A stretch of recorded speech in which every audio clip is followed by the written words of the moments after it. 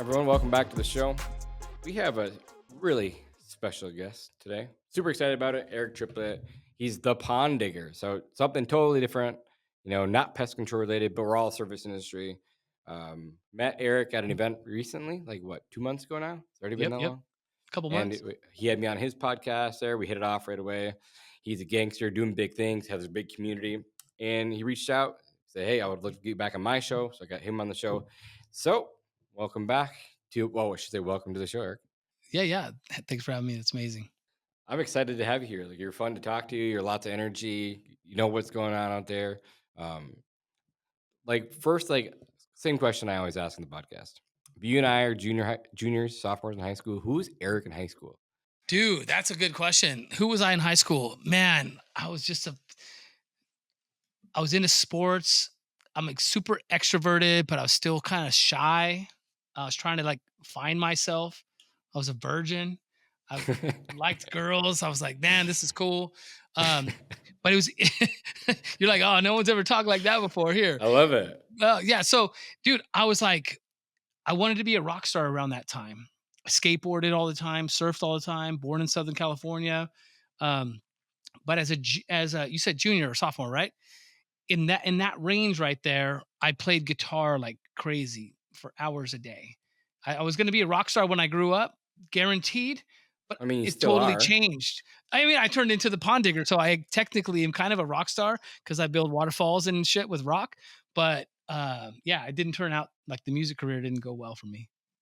Were you good at anything else besides that one thing?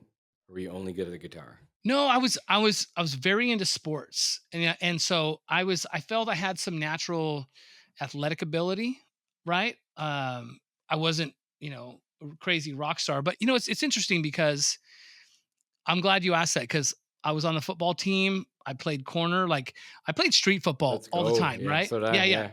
I played street football all the time, and I definitely shined on the streets and after school and that kind of stuff. But when I got into league ball, I quickly learned like I'm not as good as I thought I was. So I had some natural ability, but in the field, man, there was guys that could just tear you up and just run you over, and they were twice as fast as you. And so while I had that natural talent in some sports, I quickly learned like, hey, I'm not going to be a football player when I grow up. Dude, I remember I played baseball. I was like, you couldn't third base, second base, like shit did not get by me, right? But the Mendoza rule, if you can't hit, 230 or whatever that number is, you can't play. Like I was okay at batting, but I remember the first time I played real baseball and I got a curveball. Oh God, it scared the shit out of me. I literally stepped out of Jumped the out of the box. batter's box. Yeah, dude. I Yeah. stepped out of the batter's box and the ump's like, strike. And I'm like, what was that, dude? And I remember shaking it off. I stepped back into the box and I looked out at the pitcher and he looked at me like, oh, you're getting another one of those, For fool, real. And Yeah. I'm like, oh no, he has me, man. He threw me another curveball, fucking just struck me out. And I was like, I'm not gonna be a baseball star when I grow up, you know? So there's a real realization to where like I have some natural abilities, I'm naturally athletic, but I'm not gonna be professional. Yeah, I was kind of the same way. Like, I was really small, right? I was always short. You're not playing basketball. You're not gonna be a basketball Definitely star, not. I bro. wasn't dunking a ball. Although I could touch the rim in high school. I mean, that was a long time Oh, ago. dang, But nice. I had some hops, and I broke our school record for like a straight high jump. Um, so I was super talented, like athletic wise. I had pro speed on the football field, so like no one could catch me. Like, I ran a 4.49 40 because I could fly. Like, I was super fast. Naturally, like, my dad's fast, my grandpa's fast, my brothers are fast. His grandpa was fast. Like, my grandpa raced one of our mutual, like, one of not our mutual friends, but one of our friends when he was 21. My grandpa was 60. My grandpa still won. So Damn. speed just runs in our family. Thank gosh. All my kids are super fast. Dude, they say that speed, you can keep it till you're almost 70. Yeah. But nowadays, people don't run anymore. Like, once out of their high school, they never sprint in again. They never like, that's not what they do. But they said naturally, like, up until almost 70, you can maintain your speed if you keep it up. Yeah, I believe it. And like I said, all Don't my stop kids. running, bro. Don't Yeah, stop running. and I don't run for fun. I just run because I force myself to do it. Like I hate every minute of it. Do a lot of bleachers, do a lot of sprints at wrestling practice, stuff like that. Still beat other kids in high school, which is still fun. Like I still have it. I mean, but I'm also 41. I'm not 19, 20 anymore where I could fly back then. But like I said, my oldest daughter is extremely fast, all the way down to my youngest just flies. Like everyone's like, holy crap, your kids are fast. But I have massive legs, I have massive calves, and I think just I didn't get the height, but I got that. So same thing though. I wasn't gonna go pro because I was five I thought foot you were gonna say seven. massive something else, bro. I was like, too much information, bro. I don't need to know more. Yeah. But yeah, so I wasn't going anywhere. So, but I always had like, again, I was small, right? So I always had to work harder than most people to be better at them. So I had to work out harder. I had to push myself further. I had like that small guy mentality where I had to be better, I had to be bigger, I had to be like more outgoing, or I had to be like very intense, just like to outshine these bigger guys. And it helped me out like through that era of my life because yes, I was a small guy, but no one would mess with me because I'd be up in your face. Like I was like that guy. Where I think like looking back, like that's kind of what made me who I am today, though. You know? Dude, as a corner, I could see you being like the hits would just be to the chest. They couldn't get down fast enough for you to just smack them Yeah, where it like, and I hurt, you wasn't know? afraid. I loved hitting. Like, I probably led the team or rated right up there with most tackles, dude. Like, I was all over the place because I was fast, dude. And kids would get by the linebackers, they'd be chasing them down. But still, like, yeah, I wasn't afraid either. Probably because like I wrestled too. So like the things you learn in wrestling, just like about momentum and then like agility and like Leverage. takedowns and leverage. Yeah, like all those things that you learn in wrestling make you such a better football player. And so, like, I wasn't afraid to take someone down because that's all I ever did in wrestling since I was 3 years old. So I just whatever, I could just take him down. Yeah, yeah. But yeah, it's just kind of but I think, like, looking back, I was on a podcast, like, a year ago, and he's kept digging deeper and deeper of, like, my past, and I was like, "Dude, you're not wrong. That's probably what made me who I am today." Like, that wrestling, like, super, like, intense, and I'd be very strict on myself and, cutting weight and just, like, being very disciplined. That's obviously helped me, throughout my career. So I'm glad that my oldest daughter wrestles. It shows her a lot of discipline. I wish I would have wrestled. I wish I would have wrestled. I wish I would have done jujitsu. I guess I still can, you know. Jen. But like I was only there because my older siblings, like my older brothers and sisters, they wrestled. I was 3 years old, just hanging out there. They're like, "Well, you're here already. Why don't you just go wrestle?" I weighed 27 pounds, and I was just out of the mat wrestling. That's kind of what happened to my daughter. Like I was coaching the high school team, and she was just kind of hanging out. And then all of a sudden, like the year I left the coaching, she's like, "Dad, I want to wrestle." I'm like, "Oh, that's cool." Now she's a sophomore, ranked fifth in the state, so it's pretty cool. No kidding. That's Yeah. amazing. Yeah, but she puts in the work too. And that's kind of like this thing's been in my mind, which you'll get it. Like recently, people just underestimate how much effing work this takes. You know what I mean? Like just underestimate it. They think like because you're a business owner that you work less or whatever the thing may be. Like people just underestimate how much work this actually takes. No doubt, dude. No doubt. Like what you guys think it takes 10 times what you think to grow something big. It just does. It takes me back in my career a little bit because I've had two lead technicians, leave me, and were like they left me to put me out of business. They're going to take all of my customers and they're going to put me out of business, and because they just thought they had what it takes, right? And both of those guys today actually buy from me because we manufacture, we distribute, we have all supplies necessary for all of what we do, right? And I didn't talk to them for 7 to 10 years, you know but then they always wanted to come back and talk and hang out. I'm like, no, dude, we're not homies anymore, right? But I have enough to be like, sure, you can come and buy shit from me and help support my business at some level, and I'll support you in that regard, but we are not homies. But all these guys that think that they can take all your customers and do all that stuff, and undercut you, they never amounted to anything. They're both still solo operators. They drive a beater ass truck. They never amounted to much. Hold up, quick pause. If you're on a pest control company or fertilization weed control company, you're not in our Facebook group, you're choosing the harder path. Every operator that's in there is skipping years of mistakes because people are actually sharing what's working right now. So stop trying to brute force your way through growth alone. Search Pest Control Millionaires on Facebook or click the link below. And now let's get back to it. Yeah, actually at the LCR summit was like the first thing that came out of my mouth. Because how many people here, by raise of hands, at some point had one of your employees leave you to go start their own thing? That was my exact. It's like that's how I started my whole hour talk. And every single person that had employees at the time raised their hand. Yeah, I probably was raising both hands. Yeah, two of them. Yeah. But Throw me it's the so true. It ball. just happens, and Yeah. we always just think that the first person we hire is going to run the company someday, and it's just not reality. Yeah. I want to throw a little twist to this because I don't know that you know about this about me, but in 2015, I was diagnosed with throat cancer, and it was stage 4. It was serious. I thought I was going to die, and at the time I had a world class construction company. Guys had been with me for 15, 16 years, 10 years. Like guys that had been around for a while. And when I was like, hey, I'm done, on my way out the door, I was like, I want to set each of you guys up. You guys can either start a company together, or I'll sign off on all your contractors' licenses, whatever you want to do. You know what I mean? You guys have been good to me, and I'm going to be good to you on my way out the door.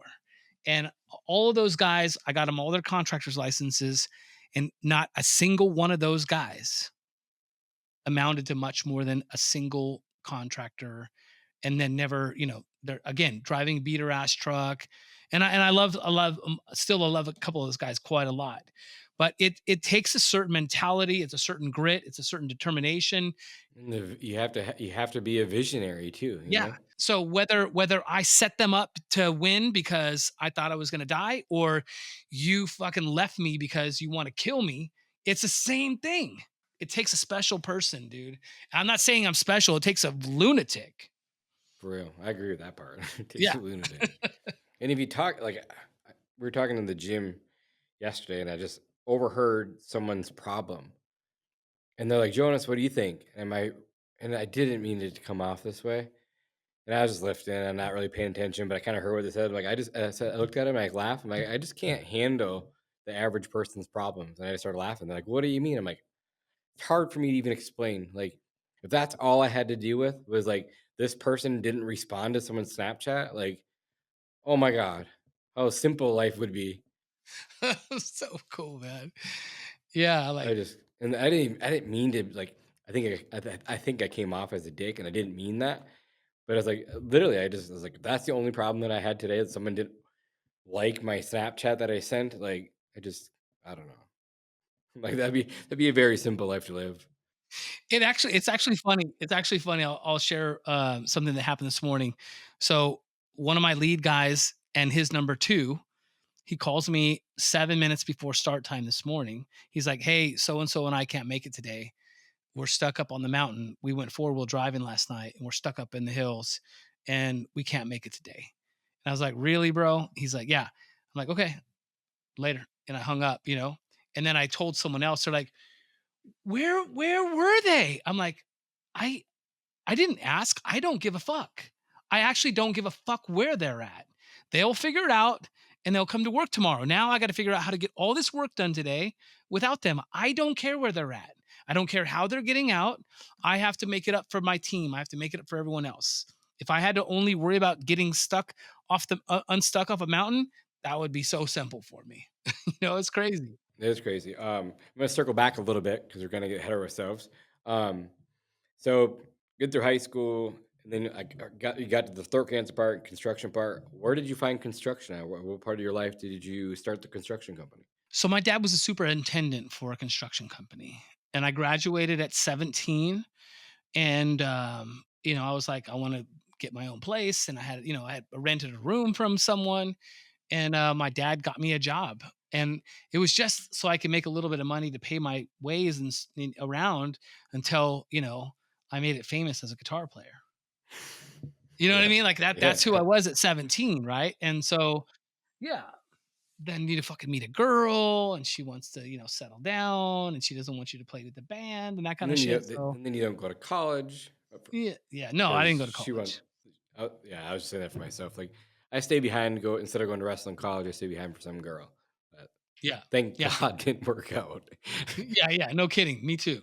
Didn't work out either, but, it was like, hey, but then I continued to skate, continued to surf, um, I skated quite a lot, skateboarding, but I continued to do that stuff because, I needed that physical I needed to exert myself, So, I at that point in construction, I started to excel at construction. And I was like, "Hey, I'm pretty good at this. I'm pretty good at playing that chess move of what happens next." And then, all of a sudden, within a short amount of time, I'm a crew chief and I'm running guys. And, I remember this is a long time ago, bro. I make 57 this year. So I was like 21 at the time. My hair's all the way down my back in ponytail, no shirt. I'm a framer, got my tool bags on. We're out, building shit. It was rad. And it was an interesting moment because, dude, you really caught me off guard. No one's ever hit me like that. Like, well, who were you in? What did you do next? And along the way, but I wanted to be a football player. I got goosebumps, bro, right now. This is a good interview. I wanted to be a football player. I wanted to be a baseball player. I wanted to be a soccer player. I wanted to be a rock star. I wanted to be, like I was trying to figure out who I was going to be, right? And in that realm, around 19 is when I found fish. And while I was figuring I was really good at construction, I was also getting really good at fish. And I was like, this is special to me. I'm better than everyone else. I'm better than like I want to go back to football for a second, Jonas. I remember my best friend at the time, he committed suicide early in life, and I'm terrible. It's terrible, but he was really good at football. He was a very good football player, and he was fucking tough and mean, and he hit harder than me. He was faster than me. And I remember being in a game one time, and I remember I'll try not to make this too long, but I remember we kicked off to this football team, and there was this guy in the backfield, and he was number 34, and he looked like Walter Payton, bro. And he was fucking dancing around and bouncing. I'm like, oh, this motherfucker's gonna be tough today. And he catches the kickoff return and runs it back for a touchdown. And I'm like, oh, this is gonna be a hard game. And I remember the first time we went out for offense, I got goosebumps on my legs again. He was the running back, and he went to the opposite corner. He went to that side. They pitched in the ball. He went running, and that number 34 ran over my best friend, just ran him over. And I was like, oh, this is going to be tough. And I knew right then, like, I'm probably not going to be a football player when I grew up. So, but fast forward, I was like, I'm really good at fish. Like, I'm excelling at this beyond people that I know, like beyond people that I'm meeting, beyond like, you know, the network of people I was meeting at that time frame. This wasn't the internet or anything like that. But I was also excelling in construction because in my early 20s, I remember being up on a roof of a 60,000 square foot building, and I'm in charge of putting the roof up. And I got guys in their 60s, and I'm their boss. I got guys in their 40s, and I'm telling them what to do, and I'm running those crews. And that was it. That was a real turning point for me, Jonas. That I was like, I'm pretty good at this. I'm pretty good at construction, and I'm pretty good at fish. And that was a turning point for me. How do you find fish? I got an aquarium for my for Christmas at 19, and I went into, like, set it up. So I went to the store, and I just was fascinated by a fish, by these African cichlids. They mesmerized me. They still do to this day. After all these years, I got 40 aquariums in my garage. And, every time I'm like, these aquariums are distracting me from my coaching community. These aquariums are detracting me from my podcasting. These aquariums are detracting me from my construction company and my manufacturing, all these things. But if all of that went away, if I had enough money to do whatever I wanted to, I would go drink beer in my garage and play with my fish. So I don't give it up. Like, it's like that's what I would do if I was had enough money to do whatever I wanted to. So why would I give it up now and just figure out the rest of it? You know what I mean? So you find the fish because you got an aquarium for your birthday. You go in there, you set it up, Christmas. Yeah. Christmas, and then how does Yeah. it like? Talk me through that. Like, okay, you're mesmerized, but then what's the next phases of it? Okay. The next phases was there was a guy at the pet store, and he wasn't in a good spot. He's my one of my dearest friends today. But at that time in his life, he was into drugs and he wasn't doing good. It was his dad's business. But I would go in there and he would sell me shit because he was easy to sell me stuff. I wanted everything. Everything was a cichlid. When's the new shipment come in? I want fucking 10 of them. I'm gonna get another aquarium. I went from 1 tank to 9 tanks in my apartment at the time, right? So like that's who I was. It was just I couldn't get enough of it. But he told me, he's like, hey, there's this guy in LA. He actually goes around to doctors and lawyers' offices and he sets up their aquariums and then they take care of it. And like if they want fish, they deliver it. If they need fish food, they have it in their truck and they sell it to them. It's a business.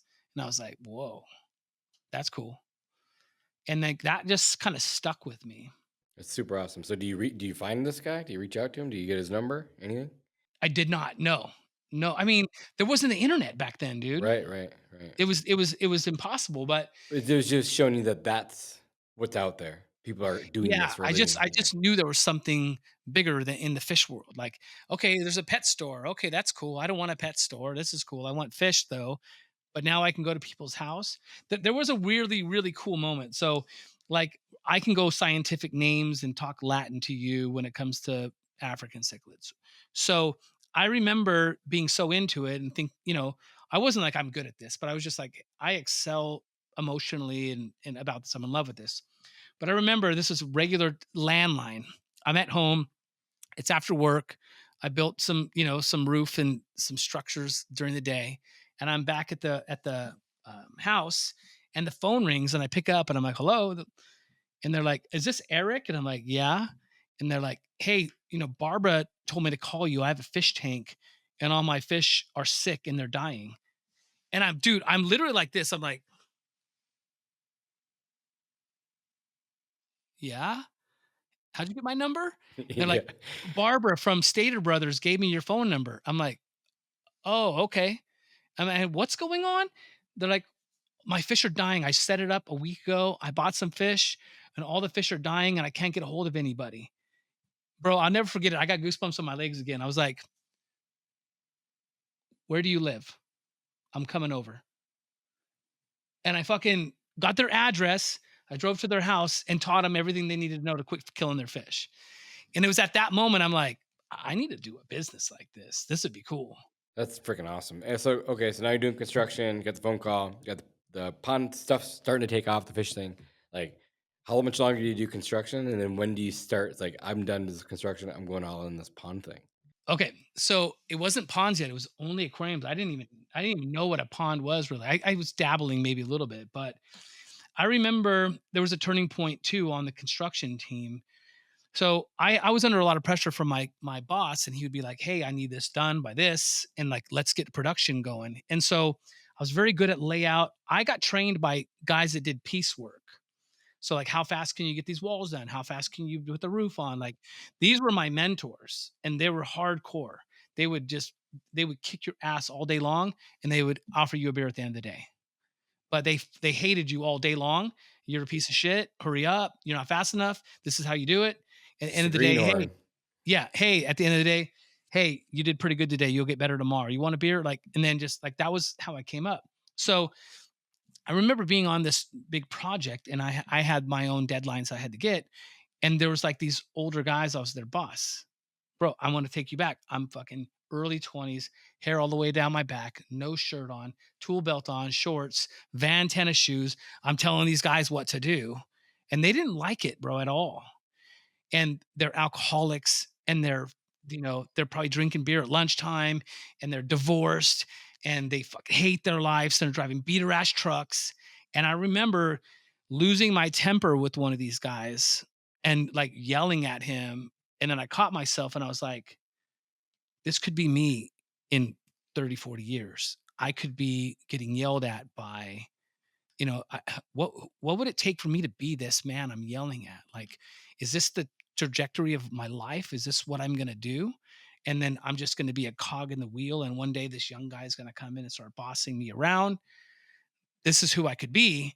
And that day I remember driving home and I remember I was listening and reading Awaken the Giant Within from Tony Robbins. and I'm headed home, and I drive by the Better Business Bureau or some shit like that, and I drove past it. And I looked at it, and I was like, I think that's where I got to go to start a business. And I remember passing it, and I flipped a bitch, and I went back in, and I just walked in the front door, and they're like, "Hey, honey, what can I do for you today?" And I probably put a shirt on to go in the building, but I'm in shorts, long hair down my back, and I'm like, "I want to start a business. What do I do?" And she said, "Well, come over here. Let me talk to you." And then she helped me get going. And then within a short amount of time, I transitioned and I pivoted. I left construction and went into just building aquariums, breeding fish, selling to pet stores. Like I starved for a couple years, bro. I I starved, mean, but that is a niche. Like it's a small. Like I don't know how many pond diggers there are in the world. Like you can fill me on this info because I don't know the dude, answer. I have to Google that because you said there's 40,000 pest control companies, 700,000 lawn care companies. That's staggering. I'm gonna Google that later and figure it out. Cool. Because God, it's got to be way less than that. Like, do you think there's 1,000? Let's do it right now. I'm gonna ask ChatGPT. I don't use Google very often anymore. Yeah, me neither. When I said Google, I meant ChatGPT. It's just we're old. How many pond? Oh, for whatever reason, I have zero service on my phone. What? Okay, I'm gonna Okay, ask you do ChatGPT it. right now. Hold on. It couldn't find a source. It couldn't find a credible source that and how many are in the US. So I mean that tells you it's not a lot. I know some industries. I know a couple different industries. There's 1,000 contractors here and 1,500 contractors there. Like, Yeah, but nevertheless, it's really niche, and like they always say, the riches are in the niches. well, I'm still trying to get rich, bro. Goddamn. It's very very small niche. I don't know. Maybe our maybe like Verizon's down right now. Weird. Anyway, moving on. We got sidetracked there, but needless to say, there's very few. So you start building aquariums, right? And so you say broke for a few years, but what did that look like? Like, how are you marketing your service at the time? And like, how people were hearing about you I remember like back in the day going to my grandma's house and had to do like the ring dial thing, like around the Yep. like Yep. nine, I'm eight. not Like, that it was, old, but no, dude. I mean, I'm literally. It's yellow pages. It's yeah. door So knocking. you had to name the start of your name had to be like A plus pond digger, so you show Yeah. up first in the yellow Yeah. pages. AAA Yeah, aquariums. Yeah. yeah.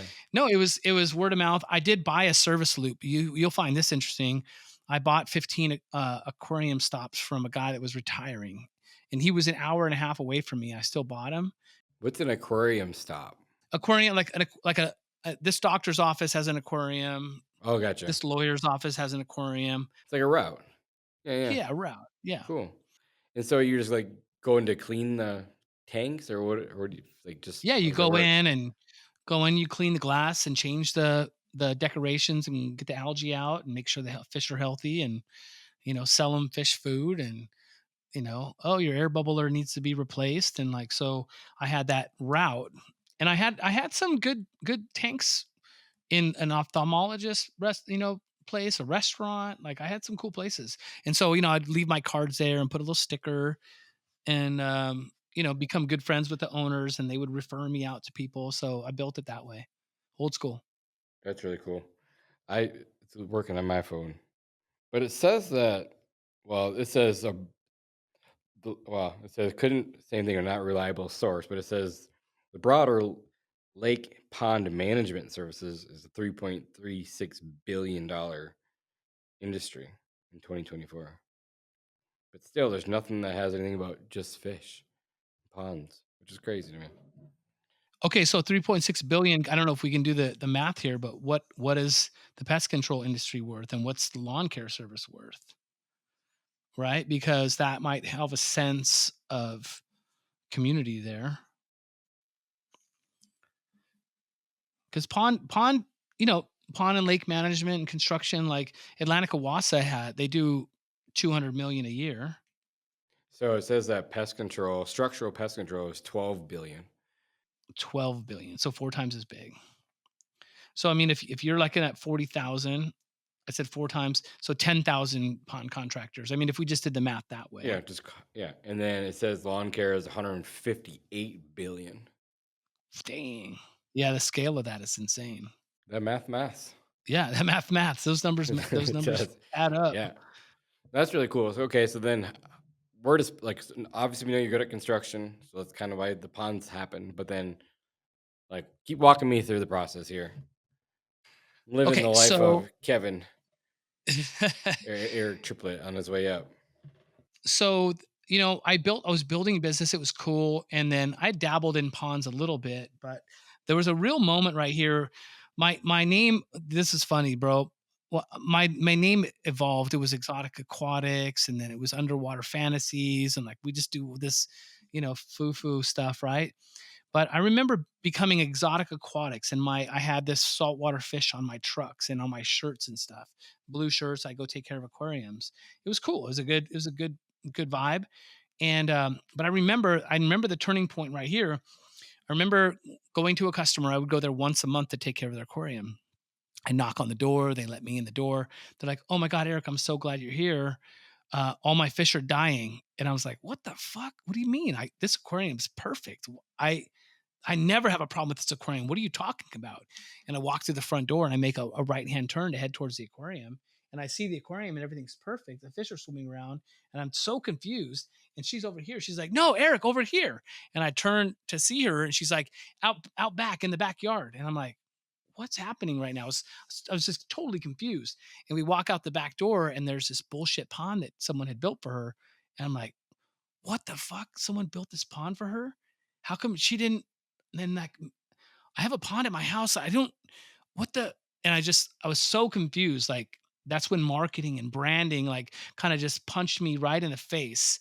And I go back out there and someone had just built her a pond and she put fish in there and they didn't start it right and all the fish were dying. So I had to fix that and I was like, I got to change the name of my company. I got to market differently. I got to be like ponds and aquariums. Like I need to open this section up. But those are two totally different businesses. Yeah. Well, Checking aquariums and building a pond. yeah, it's the same but different, For me, it is because I'm just a fish geek, right? If you're a landscape contractor, it's and you do hardscape and lawns and irrigation. It's kind of an easy transition to like, hey, let's just put some rocks in a waterfall here at the same time. That's a fairly easy transition. But so I'm a pond guy. I'm transitioning into. I mean, I'm an aquarium guy at the time. I'm transitioning into ponds. It's easy for me because I'm a fish freak. And oh, by the way, I ran crews and I have an understanding of construction, right? So that was an easy transition for me that way. I knew a lot of aquarium heads that, they couldn't run a crew if their life depended on it. So it was a kind of a nice, It's smooth funny how life transition for finds me. you like that, hey? Yeah, dude, it's so Like leads you crazy. down the path. Yeah, yeah, it's like divine intervention. For real. So Agreed. that was kind of the thing. And so I struggled with that for maybe a year or two. That was probably like, I don't know, in like 99, 98. It was a while ago. But, I made this transition and I got into ponds and when I figured ponds out, when I figured them out, I was like, I need to move in this direction because, I was working really hard to make a couple hundred grand and, it would take me a long time I mean, all year to make that, right? And all of a sudden, I do a pond and I'm done in a week, and it's $15,000 job. And I'm like, hey, the numbers, how do these add up? How did this math out? And I'm like, hey, wait a second, So I pivoted real hard into ponds, and there was an explosion in the market at the time. And so by 2003, we're doing 100 ponds a year. Jesus. It was just we were cranking them. 'Cause the whole time you tell me that story, like all I keep thinking about in my head is like, but there's no recurring revenue. Like, how many can you actually do? Like, is it like one a year, like 10 a year? Like, I had no idea. Yeah, dude, we were just blasting. It was crazy. I'm So doing two a week. yeah, yeah. And so we just hit this like momentum, right?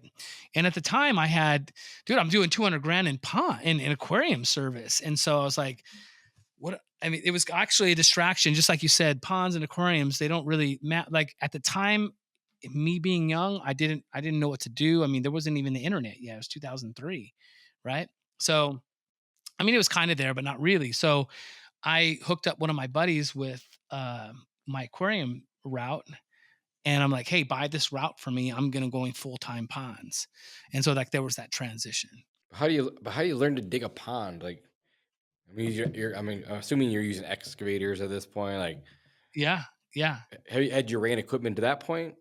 dude. You know what? I built for almost a decade without using equipment. It was crazy, all by hand. How is that even possible? Like, I guess maybe ponds are different where you're at. I don't know. Well, yeah, we're so where are you located again? You're in Michigan? Michigan. Yeah. Michigan, yeah. So, Like, I think of a pond, I'm thinking like we're going out there swimming.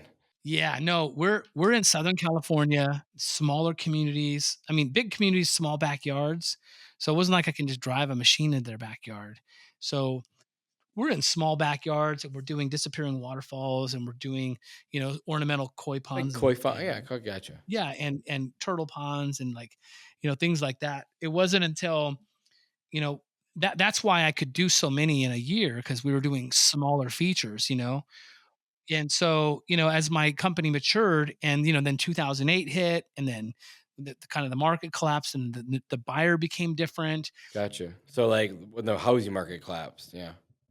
Core construction is usually one of the first things to go. Yeah. So, Yeah.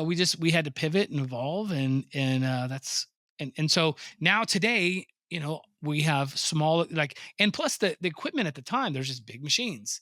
But now because of Southern California and all these tiny backyards, we have these little, small bobcats, MT100s, and they drive, they're 3 foot wide and they can move a lot of material in a short amount of time in a little spot. So like in 2003, some of that equipment wasn't available to us. So it just kind of evolved. Hmm. That's cool. And then, like, speaking of like black swan events, how was COVID out there? California, COVID, how was work? Like, what was that like? We dominated in 2020 to 23. I mean, we were really busy and we were really blessed, but I'm also, you know, fucking call a spade a spade. Like I'm not folding. I don't play any bullshit. I would go to the grocery stores, no mask. I'm like, I'm not, I'm not, I'm not bowing down to your bullshit. Right. So, I mean, whether good or bad or indifferent, I was like, we're just going to work. But it was easy for us to be, considered a necessary Because business fish, because right?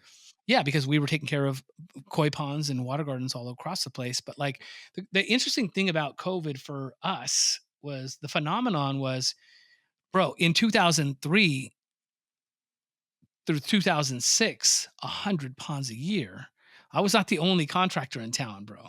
There's other companies doing it.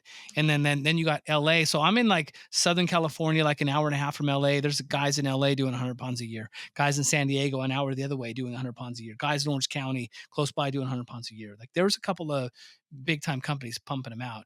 Are these typically like landscape contract or just do pond installs? These guys were pond specialists. They only did Gotcha. ponds. Gotcha. But there was a company in Sacramento was doing 300 ponds a year. Right? So like there was a lot of ponds going in the ground and at that, 2003 to 2000, let's say 6, and they slowed down and tailored off in 2008.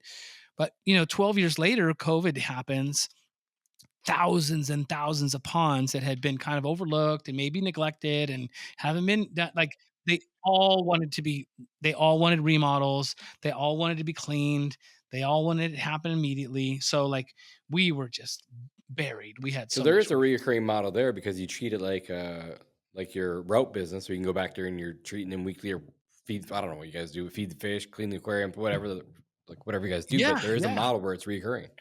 Absolutely. That's really I cool. mean, currently, I do have a couple aquariums on my loop that we do on our route, our service routine, but, we service about 120 ponds recurring every month. They're on our some are weekly, some are biweekly, some are monthly, and then we have hundreds of, um, biannually, like hundreds in the spring and hundreds in the fall that we, like, do this preparation for. So there's a lot of reoccurring revenue that's Yeah, there. like it just reminds me of like the landscape model. You're doing a spring cleanup, doing a fall cleanup, and you're doing weekly mowings, then you're doing the landscaping. So yeah, it's It's super exactly. fascinating to me. Yeah. But there's only 10,000 people in the country. Right, that's crazy. Not getting into pond digging. Don't worry about that. So then where did you come up with the whole pond digger idea? So I bought my dream truck. It was 2003. Okay, it was a F-250. It was an Amarillo package, all black leather. 7.3? No, it was a diesel, but it was a 7.3 back then. I think so. 2003. I don't remember the engine. I wouldn't. I don't want to say it was a 7.3. I want to say it's like a 6.0 or I don't know what it was. I think 6.0 is a little, maybe it's a little bit later. Maybe I'm wrong. I thought a 6.0 was like 2008, 2009. Um, all I know is it was fucking yellow and it was lifted. Had you know, 4x4. It was just an amazing truck. And people still talk about it to this day. It was just the sickest truck. But I bought this truck and had chrome wheels at the time. It had like 35s on it. It was just awesome. I remember driving it up, and my buddy who I bought those fish from when I was 19, bro. Do the math way back then, and when I was 19 years old. So here it's 2003, and he's a buddy of mine. And I pull up in my truck, and he's like, "Holy shit! Look at this truck." He's like, "It's like the grave digger, only you're the pond digger." And I was just like, Dang. "What did you say to me?" He's like, "You're like the pond digger." I'm like, "Oh, I just got the new name of my business. I just changed my name right then, right there, on the spot." It's funny how that happens. And the grave digger at the time was like, you know, amazing Super, monster yeah, trucks in yeah. 2003. Are you kidding me? So just initially like I'm done. I'm gonna move super fast. I'm gonna wrap these I'm trucks. done. Like, dude, speed kills. Just like you said, speed is king. Like, I looked up the Gravedigger font and I put it on my truck. It said the Pond Digger right there on the bottom of the truck in the Gravedigger font, and I blasted down the road. Let's go. Big ass yellow jacked up truck, Yeah, yeah, wrapped. Like, of yes, course it works. immediately. I love it. So after 2008, COVID hits, or 2021, COVID hits. Uh, selling 100 ponds a month or 100 ponds a year. Then where does like the coaching part, podcast, like what struck you interesting there? Why did you want to go do that? I know you're a big name in the space. I know you're a big podcaster. I know you're a big influencer. I know you don't probably consider yourself an influencer, but you are. Uh, how does all this come about? I think it's part of it. It's my DNA. When I met you, we like hit it off immediately. We're talking, we're sharing. Like, I've been networking and doing the conferences for 30 years. I would go to an event and I would learn. I would talk to people. Hey, what are you doing? I was talking to people before the internet was there. Like, I think today people just get on the internet and they just want to try and learn. And It's they the they're in, information age. yeah, they're introverts. They don't want to talk. Like, I had to like walk up to you and go, bro, what's up? My name's Eric. Nice to meet you. That's what's nice. If they took the internet away, it was just like, what would we do? We'd all fail. I'm like, no, because some of us that are a little bit older, we had to do it the old school way. There wasn't the internet back then. We had to grow up the old school way, so I could go do it again. But again, with that being said, most people got the internet. Introverts got, I wouldn't say lazy because it's a very easy way to grow, a better way to grow online. But like they forgot about all the offline shit too. That still works today. Hmm. If they did a little bit of both, they'd probably be a lot further ahead. Yeah. So just like like your motto is speed is king, content is king has always been for me like the content, right? So I remember, going into chat rooms. I created a chat room on my website many years ago. And it was interesting, Jonas, because I would go in there, I would just put my data for the day. I would take pictures and I'd upload them and put the thing in. And it wasn't iPhone days, right? I would put pictures in there. It's like, hey, this is what I did today. And it was just data. It was like me brain dumping into the computer for content. And I was talking to myself for like a year or two. And then there was a couple people in there. I was like, I'm having a chat room. So like I was constantly sharing information, putting it out to the website, blogs or whatever, chat room. I'd go to the conventions, I meet people. And, because I was outgoing and talkative, and at the time I was doing 100 pounds a year. So manufacturers were courting me and taking care of me. And like I'd go to the event and I'd be speaking for 100 contractors, and the contractors would come talk to me. So it was just this natural flow. Like literally in 2003, I was in a conference and I was speaking up there, and I was just passionate, just spitting it out. And I was talking about your calendar and running your business. And bro, when I finished that talk, there was two contractors in that room, and I brought up my kids and my why. And if you work so hard that you like lose your family, what is it all for? And I remember the whole conversation. At the end of that conversation, at that talk, there's two grown ass men fucking sobbing in there because they let their business get in the way. They were going through a divorce. They lost their kids. They lost their way. They didn't know what to do. But, I was just passionate pouring it out, and I moved these men in a way that like rocked them to their core. And so, I'm trading numbers with guys. And so since early 2000s, I'm the same person, Jonas. I'm the same person. It's just now that I'm getting older, I'm like, maybe I should take this a little more serious. And then, maybe I should come up with a community that's, instead of my own chat room or talking to myself and someone who likes ponds, I'm like, I'm in a contractor community talking about how I overcame, the guys that got stuck on the mountain for buying today, and how I ran my business today, like that's what I started to get into. And it's just been incredibly rewarding because I know I've helped contractors, and I want to just build on this a little bit. Imagine like a 300-pound Samoan guy, mean, big old, tough, burly dude.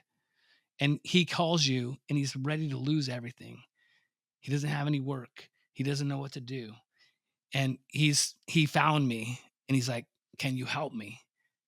And within a couple of hours on a phone call, I push him through.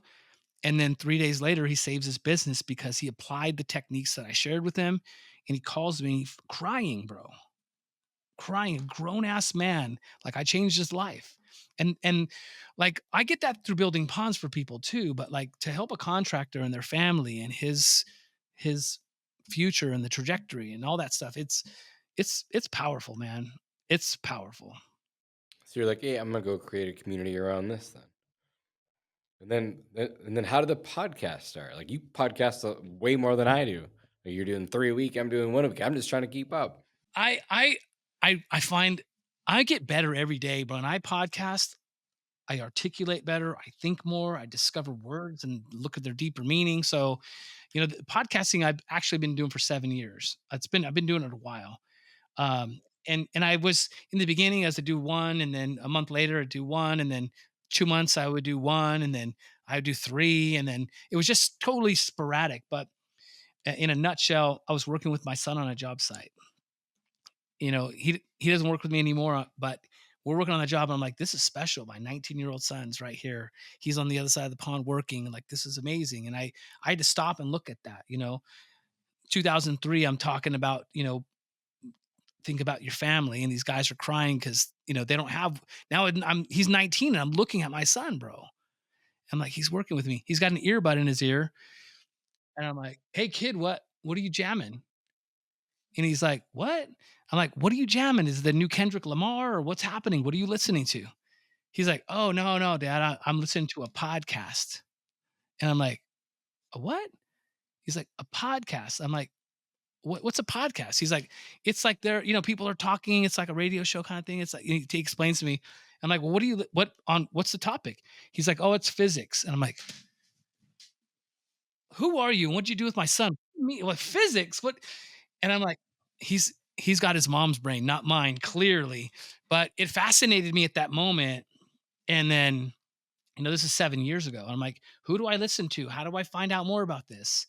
And I kind of went down a rabbit hole, and I'm like, I'm gonna start a podcast. This is cool. I'm doing a podcast on ponds. Yeah, it was like that. And I acted quickly, like, boom, let's go. Speed is king. Let's go right now. Yeah, and people just try to make it perfect before they just go launch. Where if you just go put in the reps and you do the what it takes, like in the field, knocking doors, or like you said, going to sell, going to talk to people, going to network. Like if you do that stuff enough times, you're just gonna get better. You're not gonna get better by sitting here listening to podcasts all fucking day long. Like I get it, you're gonna learn more, but you're gonna learn way more in the field. Take the shit and go implement it. And that's one thing if I ever gave myself on the pat in the back, which I rarely do. It's like when I got taught something, I would go implement it. I'm not special. It's just what I did. Well, it's the reps too, bro. It's 7 years. I did, so last year I did 150 podcasts last year. I'll do 150 again this year. But before that, I had done 200 podcasts in like 6 years. You know what I mean? Yeah. And then Yeah. I Yeah. then I found myself. I found who I was, and I found that people were digging it. People would call me, go like, "Dude, your podcast really helped me a lot." And I was like, people like it. I gotta go harder on this. And so, you know, 200 over 6 years, and then I put in 150 in 1 year. I'm a different man. Yeah, for sure. It's Yeah, reps. and so, like, when I started, like, I'm just gonna do one a week. I've been sticking to that cadence since the day that I started, and I didn't deviate either way. Although I record 4 to Well, 5 you're doing two a podcasts. week next year, right? We've already agreed on that. You and I agreed on that shit before the call. Well, that's just part though, because like you said, the way your podcast is set up, like yes, it's 3 a week, but you're already doing them. They're just recorded. I'm like, well, I could do that technically because I'm already doing that. Like, I have the YouTube video that I put out once a week. Technically, if I just took the audio and put that on a Spotify, that's technically 2 podcasts a week. One where I'm interviewing someone like yourself, stud like yourself, love it. And then one is just me talking. And I've always thought about like I don't want to just sit in front of my microphone and just talk to the camera, but I'm already doing it. So like, why not just like, huh, Well, that's the power of networking and and iteration and changing things up a little bit and moving on things that inspire you at that moment.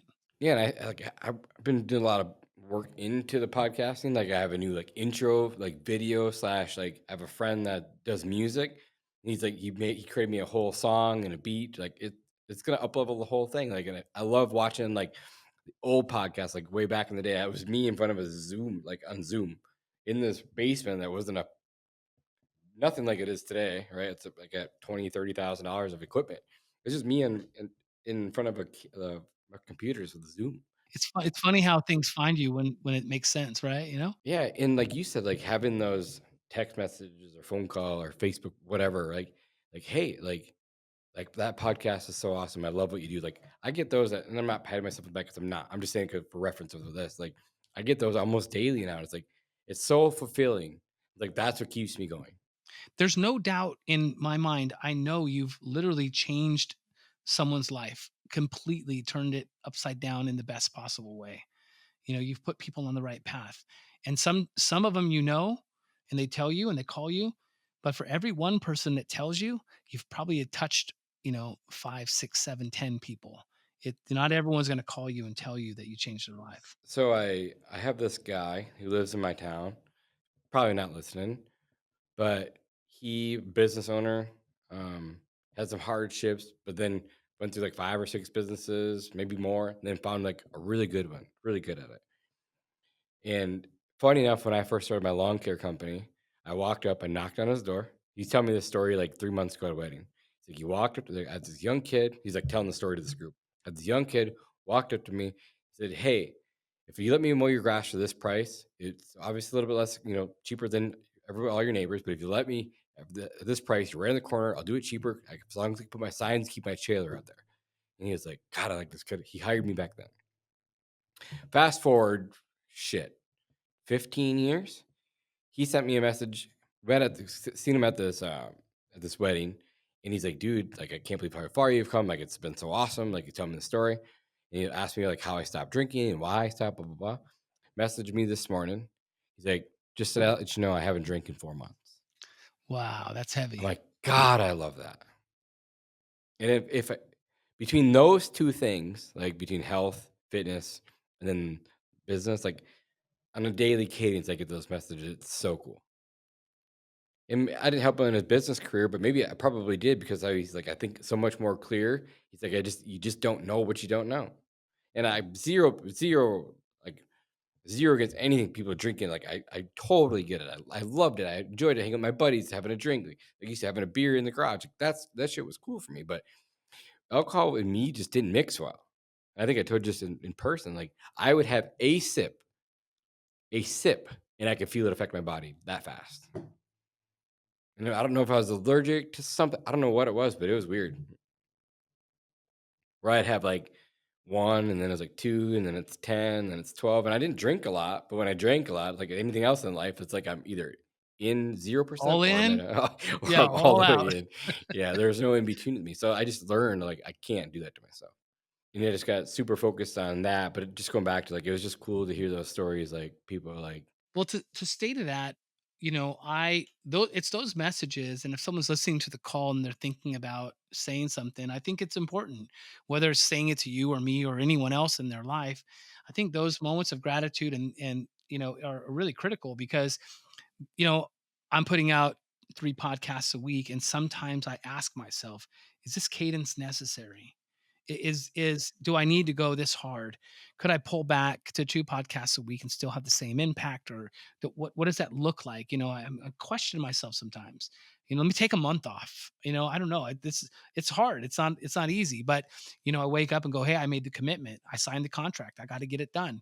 And the contract's with me in my brain. Absolutely. You know, Absolutely. and so If I wanted to skip a week, I could. It'd be so easy to, but I just can't do it to myself. Again, but then I'll get that message. I'll get that DM on Instagram and be like, that last podcast really helped me tremendously. Thank you for what you do. I'm like, okay, I'll keep going. Okay. yeah, I agree 1,000%. Bro, that gives me enough gas for like 4 months, like, let's go. You know, I I don't need a lot. I don't. I'm gonna do it anyways, but that gives me fuel. For sure. Because, like, I have a new video getting released on Thursday. And it's like around the 12 truths that I wish I had known when starting a business. And that was what we just talked about is one of them. Like, getting back from a 12-hour day, thinking for the next hours, just sitting in the truck, is that all worth it? Is everything that I'm doing worth it? And like I said, like I don't want to spoil the video, but it's gonna be a good one. And it's a long one too, but it's just like there's so many things that people tell you about business that I wish I would have known. So if I can go save that one person, like before we started the podcast, like you and I started talking, like I think it was before the podcast, like people just underestimate. Maybe it was during the podcast. I don't even know at this point, like how much work it actually fucking takes to go build something big. And I think that it's just been heavy on my mind because people ask me all the time, like how do you do what you're doing? And then I'm like, oh, what have you been doing? Well, like I haven't been to the office like 4 months. It's so cool. Uh, well, there's the problem, and there's nothing wrong with it. More power to you. I'm glad that you built the business that you wanted to. Then don't come to me asking why you're not growing. Yeah, Like you I chose that shouldn't have path. to tell you like that. You're a pretty smart dude. You got your business to $1 million in revenue, and it's lawn care. So you think you have to take all winter off? Like that never sits well with me with any business. Like I don't care if it's fucking winter or not. Like that's when the magic happens. Start preparing for next year. And all the big companies that are successful entrepreneurs like that are listening, you guys get it. But all the young bucks coming up, like there is no time off. Like I don't care if it's winter or not. We are preparing all winter long for that spring rush. Crazy it may seem, like there is no winter off. That's my favorite word track from you tonight. I'm taking notes while we're talking. I don't know if you know Me that, but too. I'm like, I got Always. notes. I'm learning right And now, because bro. we're above 40, it's on paper. Yeah. But yeah, you're a smart guy. That's my favorite word track from you tonight. Hey, listen, you're a smart guy. And then you take him down a road. It's a I good do, one, man. but that's how like every time I don't want to say this because I'll ruin the video for next. Actually, this will come out afterwards, so it won't even matter. One of the things that I love to say is like if I have to have a tough conversation, I'll ask for permission first. Like, hey, I'll be like, hey, is it okay if you and I have a tough conversation? They're like, well, absolutely. So one, they approved it, and two, they know tough conversations coming. But I say every time. And that's one of my truths is like learning how to deal with having those tough conversations because most people, especially early on, they just want to avoid them. They walk away and they just don't disappear. I want to dig into that a little bit, Jonas, because I think you had to take off. You had to take off before my talk at LCR I Summit. did, yeah. But that's my thing is about communicating. I want to help contractors communicate with people differently. And I think you and I talked we talked like 10 minutes before the podcast on communication just by itself. So you're referencing these things that were like happened before the podcast, during the podcast. Yeah. yeah, so it's interesting because asking permission is so important. It's so courteous. And contractors don't normally show courtesy in a conversation over the phone, but just by asking permission, that's courteous, right? But like, so me, I like to say, hey, Jonas, is it cool if I just go off the record with you right now? And so that's asking permission. You get their permission to go there, and it's like off the record. This is weird. No one's asked me to go off the record. This must be important, right? And so then I can go into a difficult conversation. But I love how you said, "Hey, are you okay with a difficult conversation?" You ask permission. They're bracing themselves. It's really cool. But what I'm fascinated by is what that demonstrates about you as a person, about you as a contractor. It demonstrates that you're courageous and you're bold. And that means when I ask you to come to my property to work, you won't be afraid to have a hard conversation, whether you did something wrong or I did something wrong. You'll be bold enough to talk to me about it. You'll have the courage. You won't sweep bullshit under the rug. You won't lie to me. You're going to be straightforward to my face. And that moment right there, that one question demonstrates to me that you're the kind of guy I want to work with. Yeah, and it's not something that I've always had either. It's something that I had to create over time, right? Like I Mhm. had to You learn learn. that skill. Yeah. Yeah. Yeah. But it's like again, this is why we have the podcast. So like people who don't have that skill can start learning how to communicate better. It's 2026, most things are through text, but when you run a team, typically it's not going to be via text message. Maybe it will be in 5 years or whatever, but right now it's just not. So every day, when I tell you like every single day, every day, I have to have a tough conversation somewhere. When the company gets this big, it just you have to have those conversations. And I'm one of those people, which like you just said, if you know me well enough, ask anyone in my company, like if something's bothering me, like I can't hold it in. And I'm not a dick about it either. Like I just have to I gotta get it off my chest 'cause it's bothering me, whether I'm right or wrong. I'm like, hey, is it okay we have a tough conversation? Let's talk about this. Something's bothering me. I gotta get it off my chest. You said this or I said this or whatever. That's just who I am. And like I just can't let things go for a long period of time. Like people want to wait to have tougher conversations because they think they're just going to disappear magically, but actually just 10x and get worse. That 10x worse. Or just deal with it right then and there. I promise you, it'll save so much time and effort. And it'll get off your chest and you just move on forward, And like maybe you just had a disagreement. Maybe you are thinking something. Maybe something was texted to you to took it the wrong way. But either way, just get it off your chest and take care of it. Yeah, it strips the anxiety. When people are afraid to have that, when the people are afraid to have that conversation, that conflict, just like, let's talk about it. Conflict kills too. Conflict builds and, you know, so yeah, that strips anxiety, and that's part of the thing. Remember, I take you back to 2015. I had throat cancer, bro. Like, I had to reinvent myself after I got healthy and I got Love rid of that my word. construction team. Yeah, dude, I had to figure out who I was. I had to learn how to talk to people differently. I had to learn how to sell differently. I had to reestablish another world-class, construction company. I gave them all their contractor's licenses and sent them on their way. And so I had to reinvent myself. I had to learn who I was. And like you said, like, what you don't know until you get into that spot. And luckily, somehow the pathway was for me. And I think we constantly have to reinvent ourselves. Like I think if we're not reinventing who we are every 6 months, we're gonna fall behind. And you're one of those people who's constantly learning. You're constantly reading, or listening to podcasts, or communicate, or talking to people to learn from. Like you're the same way I am. Like we're constantly like you said something earlier. Like the more podcasts you do, the more articulate you get because you're studying and learning. And I'm the same way. If I stop reading for a week or 2 weeks, like I can notice in the words that I'm using, like some words just aren't there when they usually are there. And I'll be in the podcast, like, wait, I'm trying to think of that. What is that? If I stop reading, I'm the same way. Like constantly reading a book. Like you'll see like half my posts that are on Instagram or Facebook are usually me reading a book. That's just what I like to do. I like to learn. But with that being said, like I'll take a book and I'll sit on it for a while and like I'll try to learn something from the book, not just read it just to read it. I've had so many books that I'm like, this is useless, and I'll throw the book away. But then there's some books that are like, ooh, this is good. And I'll go through that book 2, 3, 4 times. And I'll take notes, I'll highlight things. Like, cool. I'm gonna sit on this for a little bit and then I'll bring it to my team. Like, hey, I really think you guys should read this book with me. Then we'll go through it again as a team. So if I'm sending you a book on Amazon, like my guys know, like, okay, we're reading this book this month. Yeah, yeah.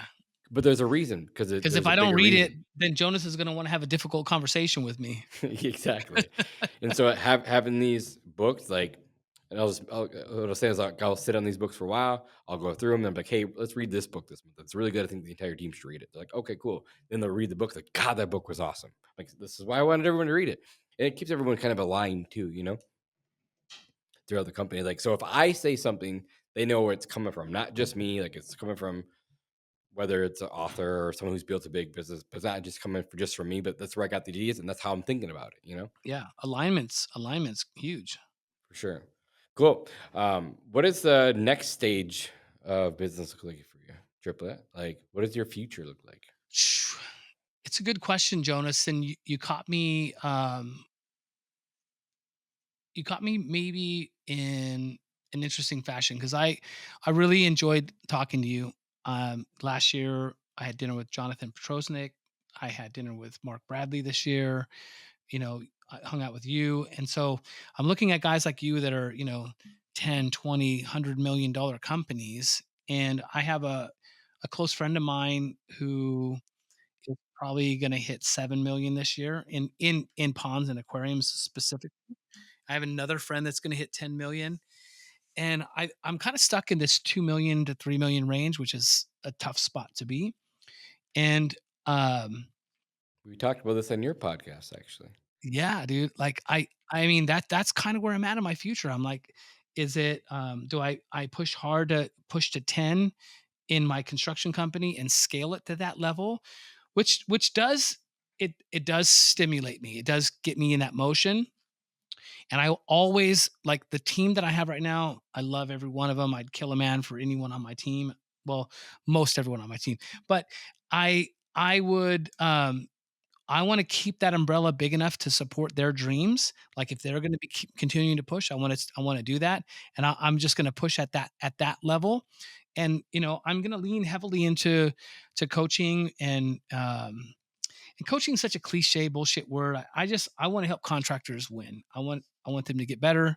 And so I'm going to lean into that because I'm 50, I make 57 this year. So like in 7 or 8 years, do I want to be grinding and managing that company, or do I want to be affecting people's lives, or both, So what would it look like? What would it look like if you didn't do puns anymore? I want to do ponds. I'm not going to not do But what would it ponds. look like if you didn't? It's hard to see, man. It's really, really hard to see. And that there, and maybe you can help me through this. I really I'm just believe. asking the question just to ask. Like, No, is I it know. like I they're I you know. like they're you're like, well, the pond's just not there for me. Like I can't think about not doing ponds. Well, that means you're still really passionate about it. I am. I'm still really passionate about ponds and aquariums and fish and all that stuff. I'm passionate about taking care of my team. Um, but I also feel like it's an important factor in for me to help contractors. If I don't have a business and I'm not doing 2 to 3 million, like how can I help a contractor break a million if I don't have a business? I think I'll lose my edge if all of a sudden I quit doing ponds tomorrow because speed is king, and I'll make a decision right now, right? If I quit doing ponds tomorrow, I'm only doing coaching. Now I'm coaching someone in 1, 2, 3, 4 years. I'm not gonna have the grit and the discipline and the tenacity to manage and go through the way AI is affecting our construction company. Like I won't have that experience and grit to help these guys. And I really believe it gives me validity. I've been doing it for almost 30 years, and like I'm gonna continue to do it. One of my heroes in the business, he's fucking 80 this year, bro. He makes 2 grand a day just to walk out to a job and just point around on what to do and where to put the rocks and how to get them there. You know what I mean? So I can do that, and I can still manicure a team and build the leadership, and I can help coach contractors. So I have to find what level each of those have to be at. That's the interesting, twist that I'm in right now. Yeah, and I think that, and I'd have to know more. But like, could you go find someone to run the pond company that you could still coach while coaching? I mean, I want to say yes. I'm sure it's possible. I'm talking to you and Dan Martell and Mark Bradley and Jonathan Petrosnik in a room. You guys would all say I'm an idiot if I said no, no, I can't do it. It has to be me. I mean, there's got to be the right person. Well, why do you think that there? Why do you think that there's not? And I get it's a super small niche. I get it. It's it's a challenging niche for sure. But I feel like lawn care, there's 700,000 lawn care companies out there. I'm pushing back a little bit. Yeah, yeah. If it's one of those questions, if you ask any lawn care guy, they'll ask you the same question over and over and over again. Where do I find an ops manager? There's what good ones out there. There's 700,000 lawn care companies. I'm not saying that all 700,000 of them have a very good operation manager, but I bet half of them do. So they're definitely out there. Yes, you're more niche. So I'm not taking that away from you. I'm True, just true, saying, true. but it's the same thing across all industry. Yeah, I think that would be the interesting That would be the interesting pushback that you would get from every operator. I feel like I'm still an operator of my business. I would like to not be the operator of my business. I'd like to Yeah, come and in like and coach. even if you brought in an operator that's from a different industry, I tried that and it failed. Doesn't mean that it won't work. I failed at it the first time. going back to that, and I'm not trying to coach you. I'm just literally asking you questions. Was there signs from the very beginning that it wouldn't work? Did he have a really like God? Just trying to word this correctly. Like, was he was he a proven guy that has a big long resume that could go No, no, build no. something? No, no, not at all. I tried to cultivate him and manage and train him. I didn't I don't have I haven't picked up an operator that's ran a big construction company, you know. But is that guy going to cost 100 grand, 200 grand? You know, how much is that guy going to cost that's done that? You know, I'd have to scale the company at the same time to get to that level to be able to do that. So, you know, 100 grand's not impossible. That's probably doable, but an operator from a big company like that's probably going to want a 175 base or something, you know? And I just couldn't do that. I couldn't do that tomorrow. Where do you think that guy would get you to? Yeah, it's a great question. Well, I'll tell you this. I'll tell you what's in my mind right now, just so you know. I think the questions you're asking are great, but I'm going to I'm flying to Alabama here as soon as I have a break, and I'm going to spend time with my guy. He's got 800 reoccurring pond and aquarium maintenance 800. That's a lot for an aquarium guy. I mean, in LA, there's guys that have four or 500 and they think they're ballers. My homie's got 800 and he's taking on more and more and more. So my goal is to go to him, but he's the operator. He's the owner and he's the operator. And I'm not even telling you got to go grow this thing. Like there again, there is nothing wrong with building $1 million business, a $2 million business, a $3 million business, and making a shitload of money. There's nothing wrong with it. You can have a lifestyle business that spits you $500,000. There's absolutely nothing wrong with it. Why you go to your coach thing? I think it's cool. I'm just asking questions and just asking because I'm interested. Yeah, and so, but that's the thing. I haven't, you know, I don't have it all figured out. You know, I'm you're moving into new territory, and there's the thing. You're just like if you know, I'm not evolving every 6 months into trying to reinvent myself to who where I need to be, then that's the way it is. But you know, it's tricky because Jonas, just to throw another curveball into it, but my wife and I have a 501(c)(3), and we have a wildlife rehabilitation center, you know, and it's not where I mean, I wish I had $1 million just to build that out. You know, this is in our backyard facility. We have some enclosures we built out, and I built some fences and that has roofs on them. And like, but I'd like to hire a vet, and I'd like to, you know, we rescued some bears like 2 nights ago. Out in the middle of the night, we're out here trying to fucking rehabilitate and rescue some bears. And so it's like, this is exciting, you know, and I want that in my life too. And don't forget my 30 aquariums in the garage. Because us as entrepreneurs aren't ADD and low shiny objects, right? Yeah, you took me from the beginning stages to like where I'm at right now, and my mind's trying to work through things. I mean, I could just tell you like I run a coaching business and I have a $2.5 million pond construction company, and that life's peachy. But like there are things I'm trying to work out, and where am I want to land in the next 5 to 10 years, and you know Yeah, what but what again, like I only ask those questions like only you can answer those. And there's nothing wrong with the path that you take. And it's funny how life's finding you. I almost feel like there's like a bigger calling for Triplet. And I don't know what it is. Like I feel like I see it. Like, yeah, you have this great pond company, you have this coaching company, but there's almost like a bigger calling. I really feel that from you. yeah. Well, I'm searching, bro. You'll find it. It's funny, like what you talked, like taking this back, like we talked about a couple times.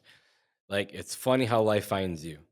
Yeah, I think it was really cool that you helped me discover like I wanted to be this, and I real like, but I've always had pretty good self awareness. Like I am not going to be a baseball star anymore.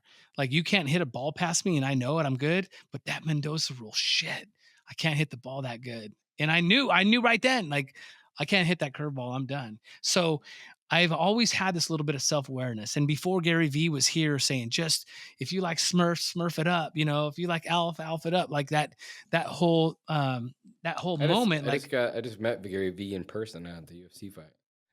oh, that's awesome. Where were you? I was in New York. Yeah, Oh, cool. at the UFC fights. Oh, no kidding. That's amazing. Yeah. So I don't know, dude. I I'll find it. When I see it, I'll be like, "This is where I need to go next." Just like For you said, sure. I'll know it. When do you want to retire? Is it like 60? Is it 70? Is it 80? Is it I 90? don't really wanna retire. And Love that. You're in like the Charlie Munger checkbox where I'm at. yeah, dude, someone asked me that today. One of my employees, I had a lot of business calls today, and I have a new employee, and I could see he's got a little game in him. Like he wants to be something when he grows up. He's 19 years old, and he was like, he just listened to me the whole time. He had me for like 2.5 hours running business calls, like boom, boom, boom. No, next, boom. Hey, text this, boom, boom. AI, boom, boom, boom. Like it was just like 2 hours straight of this, and he just sat there like, oh shit. And he's like, uh, he said something about retirement. I'm like, I'm not retiring, bro. Like, what am I gonna do? Like, I'm vibing on this. I'm pumped right now. There's no way why would I retire? What am I gonna do?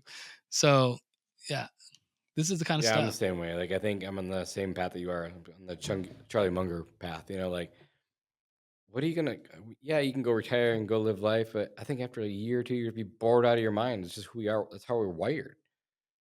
And I think after a year of traveling the world and spending the money, like, okay, this is pointless. I got to get back to something that gives me like real validation. Maybe I don't know, like something that gives you something to do and something just like to. Again, it's just like enjoyment. Like love what I'm doing. I was talking to someone yesterday too. Like I've had more fun these past 2 years in business than I've ever had in my entire life. It's also been the most stressful.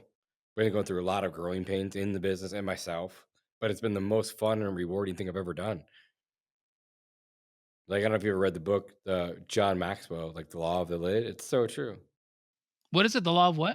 The Law of the Lid, basically, like you'll never like outgrow your company will never outgrow you as a leader. So if you're a 6, you can never lead anyone further than a 4, and if you're a 7, you can never lead anyone that's ever be better than a 5. So just like you kind of always got to be learning, evolving, growing, so you can keep growing your team. Otherwise, you're just out. Otherwise, you're just always most entrepreneurs or most small business owners are the bottleneck. And as soon as they hire people that are better than them, because we all have this ego about us, like there's no one that's better than me, and then you go find those people that are better than you at specific things. You pay them well and watch them go do their job, and you watch your business take off like a rocket. That's good advice. For sure.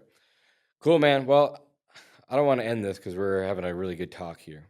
My daughters are at the door Dude, trying to get dinner. go hang out with the kids, man. I saw your daughter come through and I Yeah, started to she's feel chilling down guilty. here. She's writing me a note on the whiteboard. I'm like, it's so small and it's so far away. Like, I can't read the whiteboard. So she comes over here. She's hiding right here, and I hand her my notepad. I'm like, what are you trying to do? She's like, I'm starving. I haven't eaten early. Can I order Taco Bell? I'm like, sure, that's fine. Yeah, go see your girls, man. I appreciate your time. I mean, every time I get around you, I get amped up and I feel like just Same. I'm running through that door right now. Love it. Yeah. Cool, man. Well, again, thanks for your time. Thanks for your friendship. I can't wait to see what you do in the future. Like I said, I love hanging out with people like yourself. You get me fired up. And there's just something about you that you have so much good energy. Like there's a good vibe that comes off you all every time we're together, talking on the phone, whatever. There's a bigger calling for you, and I don't know what it is yet, but I just feel it. You're just one of those guys that's gonna do something big.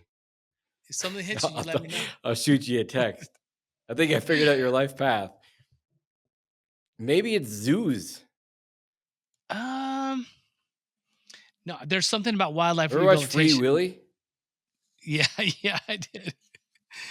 No, I would love to have a really big wildlife rehabilitation center with we have vets on staff and like we're doing bears and mountain lions and everything, so we haven't hit that yet. So but yeah, hey man, can I just yell out my Instagram page? Would that be cool? Absolutely. I mean, we're here to help each other grow, right? Yeah. Where? If anyone's trying to get a hold of you, where do we find you? I know we'll put your links in the bio too, but That'd be amazing. But I'm super responsive on Instagram. That's where I hit a lot of people up on DMs and stuff. So at the Pond Digger, and that's my podcast as well, the Pond Digger podcast. yeah, we'll So we'll have, like I said, usually I have my Jamie on here, but we did it a little late. I just don't want to bug her, but she usually will reach out to you. She asks all your information, your bio, get pictures. So she will still. I'll give her your email. She'll reach out. She'll get all your information from you. We'll have all your links in there. I'll have your picture on there. And yeah, it'll probably be a few weeks before it comes out. But Yeah, I'm whenever excited. is cool. And I definitely want to get you back on my podcast because last time we got together, it was like half an hour. I just barely opened up. I just barely looked inside the box, dude. Yeah, we were in a hotel room at the LCR Summit. A nice hotel room, by the way.